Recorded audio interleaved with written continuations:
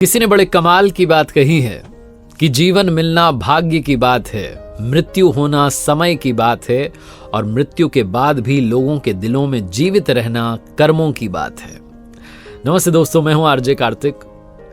एक डॉक्टर साहब अपने अस्पताल में दौड़े चले आ रहे थे, जितनी स्पीड में चल सकते थे भागे चले आ रहे थे।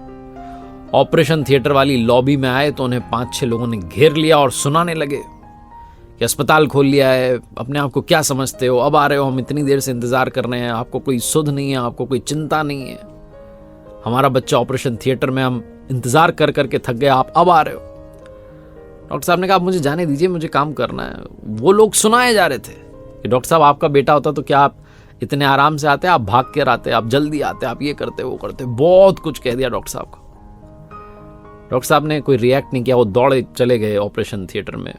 1-1.5 घंटे तक ऑपरेशन चला। उसके बाद जब बाहर निकले तो वापस इन 5-6 लोगों ने घेर लिया कि क्या हुआ क्या। उन्होंने कहा बच्चा ठीक है, अब जल्द रिकवर करेगा, ऐसा बोल के वो जा रहे थे।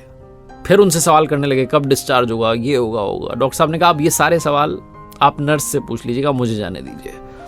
और जिस स्पीड से आए थे उससे 2 गुनी स्पीड से वो निकल गए।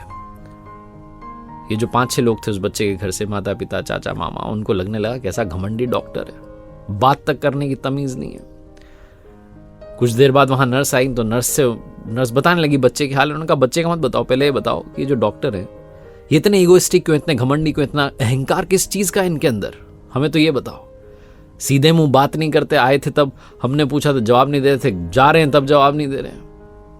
बहुत सारे डॉक्टर्स हैं और ये तो हम मुसीबत में थे इसलिए आपके यहां पर आना पड़ा। नर्स रुआसी हो गई, इमोशनल हो गई, कहने लगी कि आप ऐसा मत कहिए, डॉक्टर साहब बहुत अच्छे हैं, बहुत अच्छे दिल के हैं।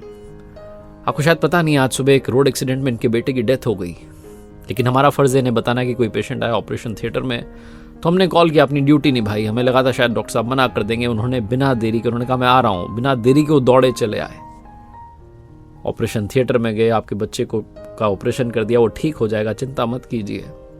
वापस डॉक्टर साहब दौड़ के गए क्योंकि संध्या होने को आई है, शाम होने को आई है और डॉक्टर साहब को अपने बेटे का अंतिम संस्कार करना है।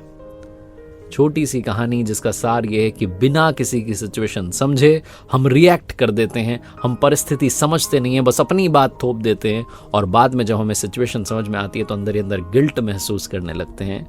इसलिए जीवन में कभी भी किसी की भी सिचुएशन जाने बगैर कोई भी टीका टिप्पणी कमेंट मत कीजिएगा।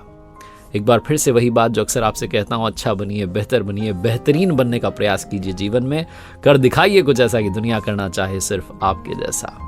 देखते रहिए हर सोमवार सुबह 9:30 बजे मेरे साथ एक नई मोटिवेशनल कहानी और हर शुक्रवार सुबह 9:30 बजे लर्निंग सीरीज का एक नया वीडियो।